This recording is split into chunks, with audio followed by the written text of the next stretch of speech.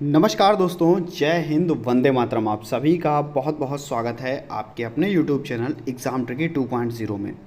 दोस्तों, हम इस वीडियो में बात करने वाले हैं सामान्य ज्ञान के कुछ महत्वपूर्ण प्रश्नों की, जो कि आपके आने वाले पेपर के लिए बहुत ही इंपॉर्टेंट हैं। अगर आप ऑल इंडिया में कोई भी एग्ज़ाम देने जा रहे हैं, आप सभी के लिए दोस्तों बहुत ही महत्वपूर्ण आपको 20 प्रश्न यहाँ पर मिलने वाले हैं। तो दोस्तों, बिना समय गंवाए हुए हम इन क्वेश्चनों को देख लेते हैं। पहला क्वेश्चन आपके सामने दिया गया, उद्देश्य प्रस्ताव कब आया। यानी कि यहाँ पर पूछ रहा है कि कब अपनाया गया। दोस्तों, यह उद्देश्य प्रस्ताव आपका कब अपनाया गया, तो मैं बताना चाहूँगा दोस्तों, यह उद्देश्य प्रस्ताव आपका 22 जनवरी 1947 को अपनाया गया। लेकिन 13 दिसंबर की बात होती है, 13 दिसंबर 1946 दोस्तों जवाहरलाल नेहरू जी के द्वारा यह उद्देश्य प्रस्ताव लाया गया था। जवाहरलाल नेहरू जी के द्वारा यह उद्देश्य प्रस्ताव लाया गया था। और इसको अपनाया कब गया, तो दोस्तों 22 जनवरी 1947 को। ए ऑप्शन जो था वो आपका सही हो जाएगा। नेक्स्ट अगर हम बात कर लेते हैं दोस्तों, सलाल परियोजना किस नदी पर है। सलाल परियोजना किस नदी पर है। ऑप्शंस आपके सामने है, झेलम, गंगा, चेनाब, यमुना। दोस्तों, सलाल परियोजना जो है वो आपकी है चेनाब नदी पर, यानी कि सी ऑप्शन जो है आपका सही हो जाएगा। आपका जो सलाल परियोजना है वो आपकी चेनाब नदी पर है, और साथ ही साथ यह सिंधु की सबसे बड़ी सहायक नदी है। अगर हम चेनाब की बात कर लें तो दोस्तों चेनाब क्या है, सिंधु की सबसे बड़ी सहायक नदी। अगर बात कर ली जाए सबसे बड़ी सहायक नदी सिंधु की, तो आप बताएंगे चेनाब। सलाल परियोजना जो है वो चेनाब नदी पर है। और अगर देखा जाए तो दुलहस्ती परियोजना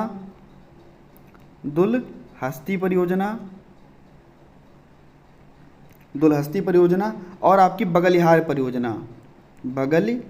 परियोजना, ये दोनों परियोजनाएं आपकी चेनाब नदी पर ही स्थित हैं। याद कर लीजिएगा, इंपॉर्टेंट था आपके लिए। नेक्स्ट अगर हम बात कर लेते हैं दोस्तों, आपको अगर चैनल हमारा अच्छा लगे तो दोस्तों चैनल को सब्सक्राइब कर लीजिएगा और वीडियो को लाइक कर दीजिएगा अगर अच्छी लग रही है।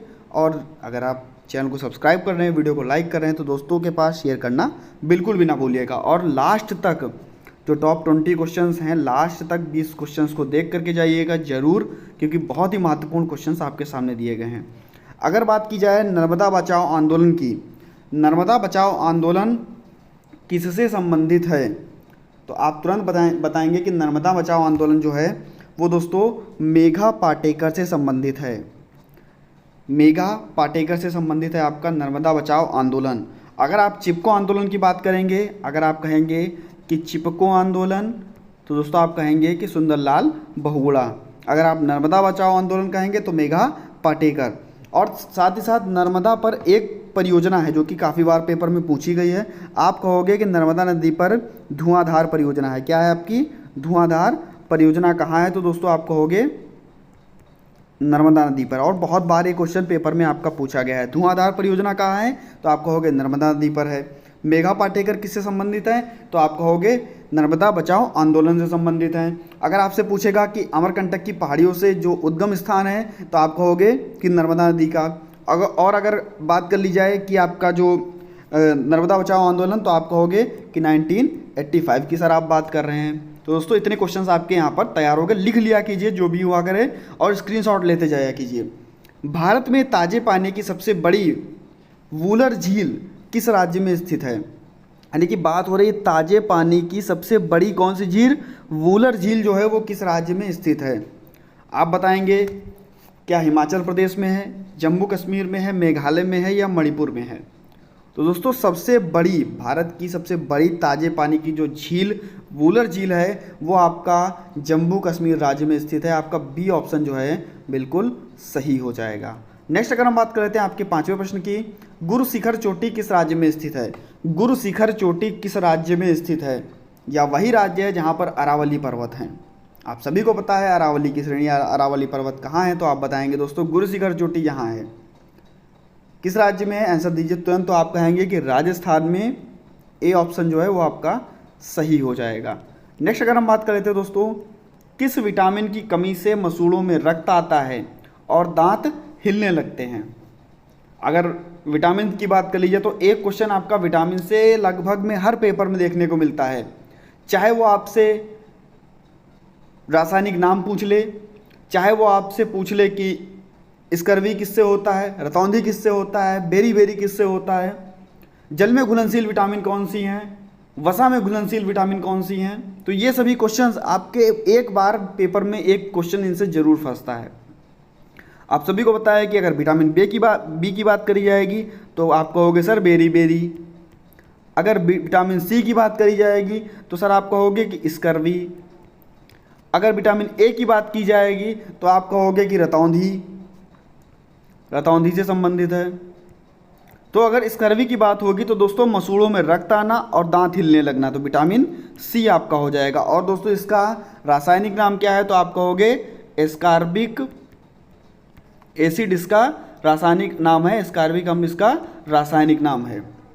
आपका यहाँ पर सी ऑप्शन जो था वो बिल्कुल सही हो जाएगा।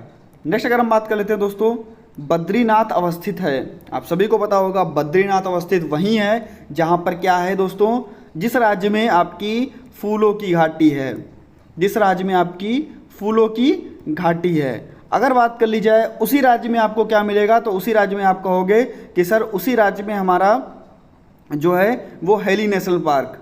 इसका नया नाम क्या है आप सभी को बताया गया था, इसका नया नाम आपको कमेंट सेक्शन में बताना है। हेली नेशनल पार्क का नया नाम क्या है आपको कमेंट सेक्शन में बताना है। तो आप कहोगे सर बद्रीनाथ अवस्थित है, तो आप कहोगे सर उत्तराखंड में अवस्थित है, सी ऑप्शन आपका सही हो जाएगा। नेक्स्ट अगर हम बात कर लेते हैं आपका 8वें क्वेश्चन की, मन्नार की खाड़ी किसके तट पर अवस्थित है। मन्नार की खाड़ी किसके तट पर अवस्थित है।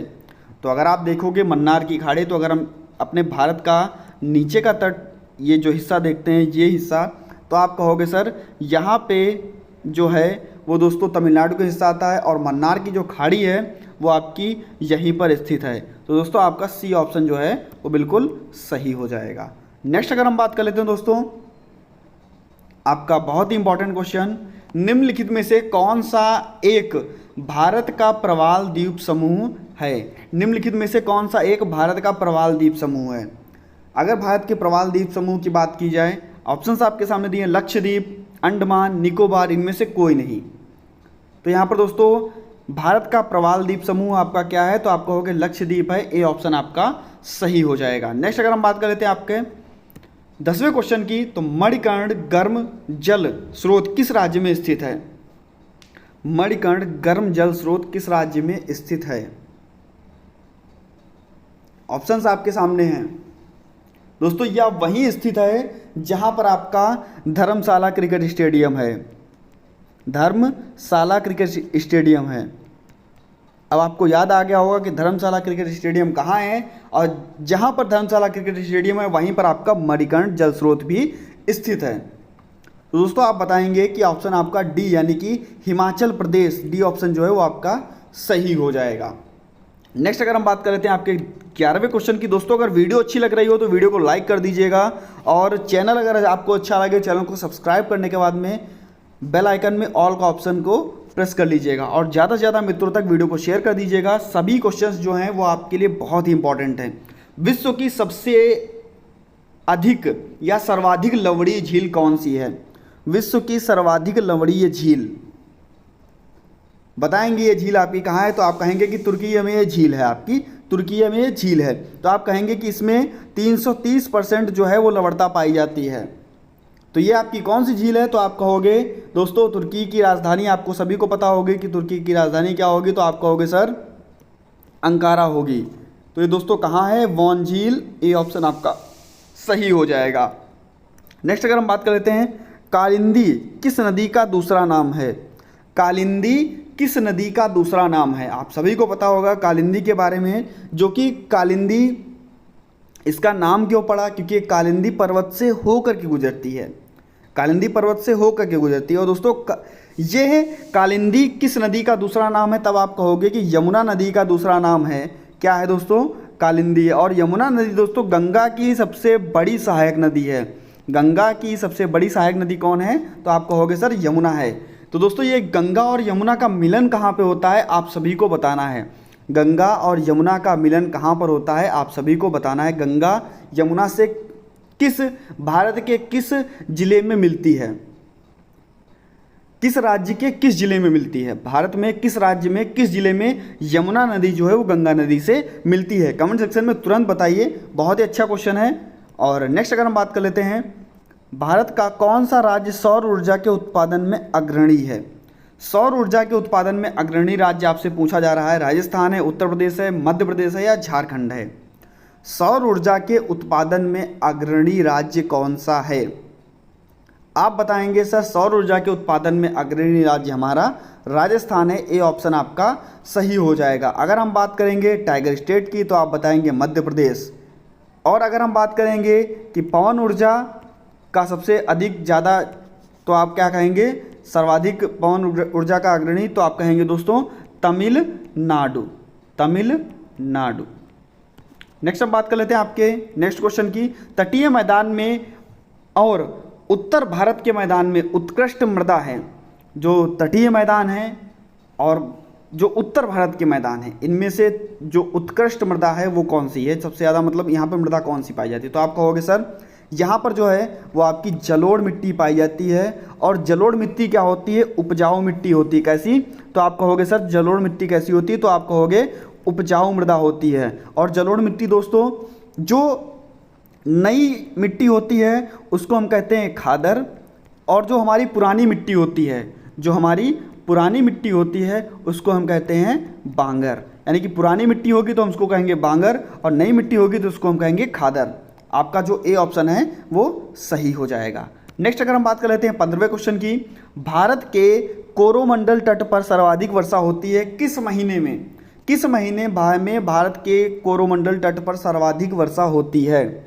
आपको ये देखने को मिलेगा, आपका ये जो हिस्सा आपको देखने को मिलेगा ये आपको मिलेगा पूर्वोत्तर यानी कि पूर्वी भाग, और ये आपको मिलेगा पश्चिमी। ये आपको पश्चिमी मिलेगा, ये आपको पूर्वी मिलेगा। यहाँ पर अगर हम बात करेंगे तो कहोगे सर मालाबार है। यहाँ पर अगर हम बात करेंगे तो कहोगे कोरोमंडल है। तो दोस्तों कोरोमंडल में तट पर सर्वाधिक वर्षा कब होती है? तो आप कहोगे अक्टूबर से नवंबर के महीने में। अक्टूबर से नवंबर के महीने में कोरोमंडल तट पर सर्वाधिक वर्षा होती है। डी ऑप्शन आपका सही हो जाएगा। दोस्तों चैनल पर नए थे, चैनल को सब्सक्राइब जरूर कर लीजिएगा। अगर आपको वीडियो अच्छी लगती है तो वीडियो को लाइक कर दीजिएगा। और इम्पॉर्टेंट वीडियोस पाने के लिए आप चैनल पर सब्सक्राइब कर सकते हैं और अपने मित्रों तक वीडियो को शेयर कर सकते हैं, उनको भी अपने चैनल पर साथ में जोड़ लीजिए।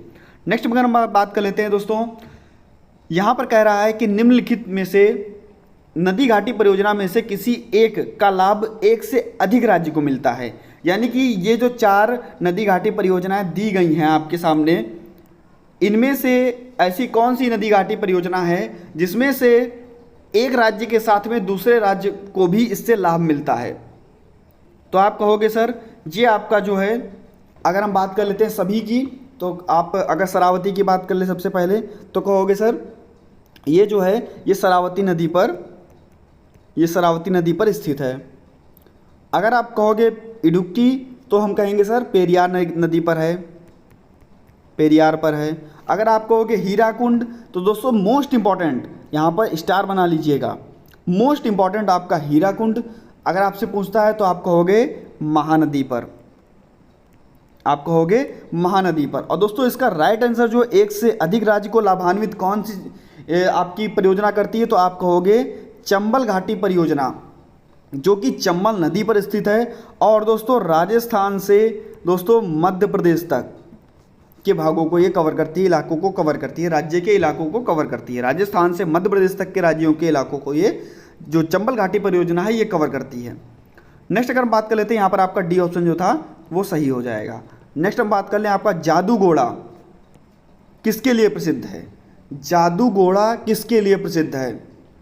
दोस्तों जादूगोड़ा कहाँ है? तो आप बताएंगे कि ये है आपका झारखंड में, झारखंड में है।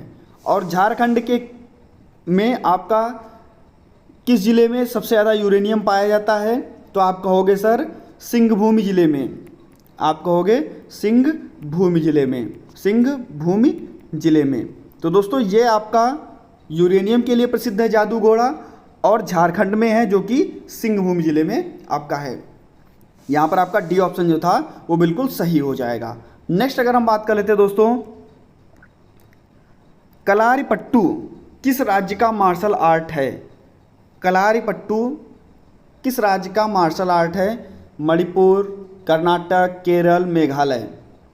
तो दोस्तों आप कहोगे कि ये कलारीपट्टू जो है ये वहीं का मार्शल आर्ट है जहाँ पर नारियल सर्वाधिक मात्रा में उगाया जाता है, यानी कि नारियल सबसे ज़्यादा पाया जाता है। आप कहोगे कि सर जो नारियल की झाड़ुएँ आती हैं वो सबसे ज़्यादा वहीं से आती हैं, तो अब आप जान गए होंगे कि सर ये आपका केरल का है। कलारीपट्टू किसका मार्शल आर्ट है, किस राज्य का मार्शल आर्ट है? तो आप कहोगे सर केरल का है। नेक्स्ट अगर हम बात कर लेते हैं आपके 19वें क्वेश्चन की, शिव समुद्रम जलप्रपात योजना किस नदी पर है? शिव समुद्रम जलप्रपात योजना किस नदी पर है? शिव समुद्रम जलप्रपात योजना तो आप कहोगे कावेरी नदी पर है। ए ऑप्शन आपका सही हो जाएगा। शिव समुद्रम जलप्रपात योजना कावेरी नदी पर है। नेक्स्ट अगर हम बात कर लेते हैं, सतरिया किस राज्य का शास्त्रीय नृत्य है? दोस्तों आपके 8 शास्त्रीय नृत्य हैं, आपको मैंने पहले भी बताया था। इसमें से सतरिया किस राज्य का शास्त्रीय नृत्य है? सतरिया किस राज्य का शास्त्रीय नृत्य है? आप सभी को बताना है। ऑप्शंस आपके सामने, असम, मेघालय, तमिलनाडु, केरल। तो यहाँ पर दोस्तों आपका असम, ए ऑप्शन जो है वो आपका सही हो जाएगा, असम में है। और आज का आपका इस वीडियो में आपको लास्ट क्वेश्चन बताना है, उसका आंसर आप सभी को बताना है। जितने भी भाई बहन हमारे साथ जुड़े हुए हैं, आपको बताना है कि जो हमारा कह सकते हैं कि जो हमारे अंशी राष्ट्रीय उद्यान है, अंशी राष्ट्रीय उद्यान, अंशी राष्ट्रीय उद्यान है, ये किस राज्य में है?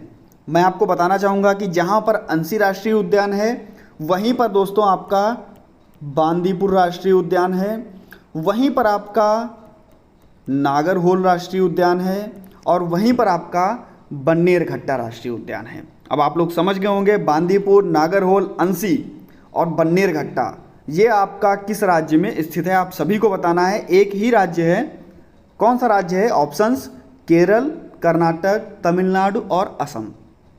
कमेंट सेक्शन में तुरंत बताइए और तभी वीडियो को छोड़ के जाइएगा जब आप इसका आंसर देख करके किसी भी प्रकार से आपको बताना है। जहां पर आपका अंशी है वहीं पर आपका नागरहोल है, वहीं पर आपका बांदीपुर है और वहीं पर आपका बन्नेरघट्टा है। आप सभी को आंसर बताना है, आप सभी के आंसर्स देखे जाएंगे। दोस्तों अगर वीडियो अच्छी लगी हो तो वीडियो को लाइक कर दीजिएगा और सभी मित्रों तक वीडियो को शेयर कर दीजिएगा। चैनल पर नए थे तो चैनल को सब्सक्राइब कर लीजिएगा। मिलता हूं दोस्तों नेक्स्ट वीडियो में कुछ नई जानकारी के साथ, कुछ नए प्रश्नों के साथ। बने रहिएगा आपके अपने चैनल एग्जाम ट्रिकी 2.0 में। धन्यवाद।